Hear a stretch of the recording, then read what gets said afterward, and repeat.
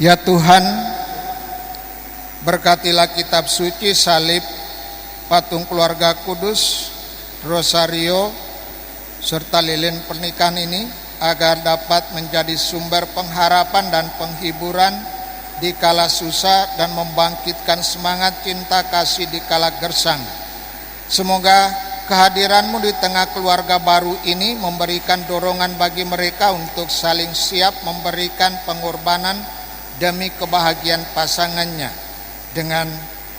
dan semoga dalam perlindungan dan doa Bunda Maria, keluarga kudus di Nazaret, keluarga baru ini memperoleh kebahagiaan dan kesejahteraan lahir dan batin demi Kristus Tuhan dan pengantara kami.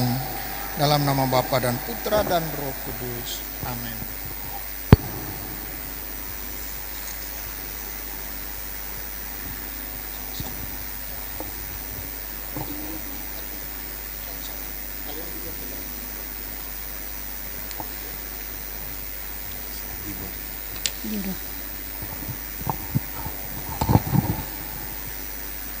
Anak-anakku yang terkasih, Saperius Albert Sitinjak dan Febrianti Tesalonika Simatupang, terimalah kitab suci, salib dan rosario ini sebagai bekal perjalanan hidup perkawinan, baik dalam suka maupun duka.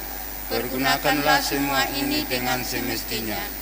Tuhan Yesus senantiasa tinggal di rumah tangga kalian, dan doa kami pun selalu menyertai kalian berdua.